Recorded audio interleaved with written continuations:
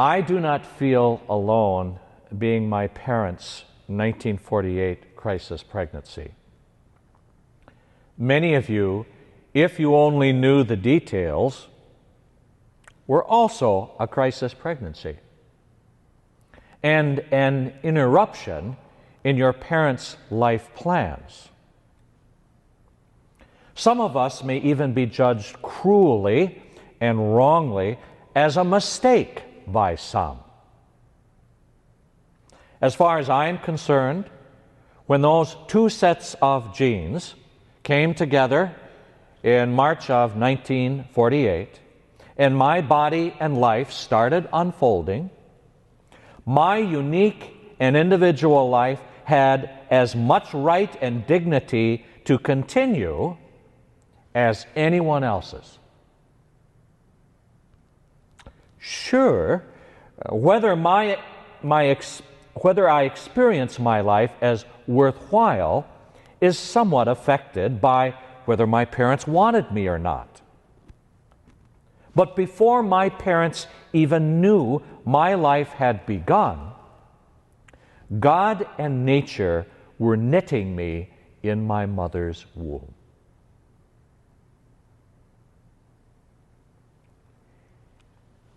If, because of fear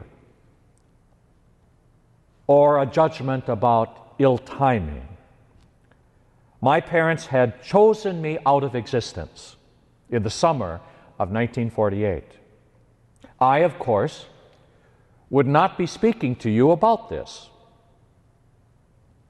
I would only hope that they would be part of a Christian, compassionate community who would help them face into the truth of their loss and confront the cultural lie that my not being born was fully their choice. They would need healing and compassionate understanding.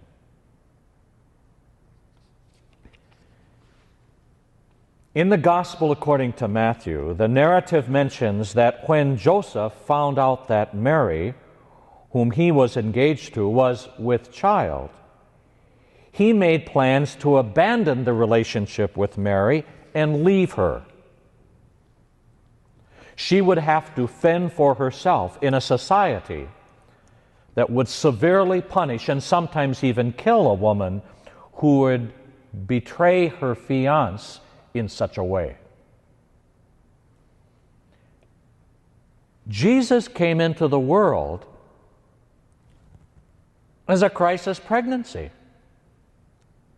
And some immediately judged him as a mistake to be corrected and punished. In a dream, God helped Joseph to see things in a different way. You see, none of us are mistakes in God's eyes. If others judge our existence as a problem,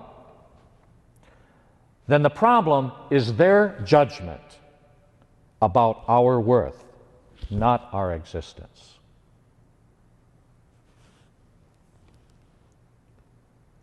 It's going to be a long while before the law of the land and the insane violence of our culture sort out this question. I am 60 years, 9 months, and some additional days old. My life has its worth from God who calls me by name. And I and others have a human right to be affirmed and protected along the way by the human family.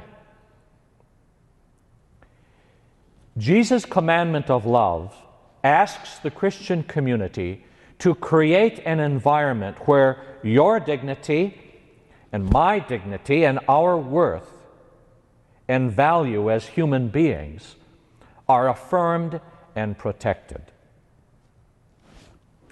There are many issues in our world that we need to address about human dignity.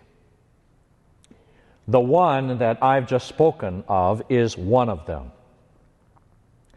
The confusion and tragedy around it is a cause for great alarm and great trauma in people's lives. We rightly have a need to pray for guidance, to know how to respond to what's happening around us.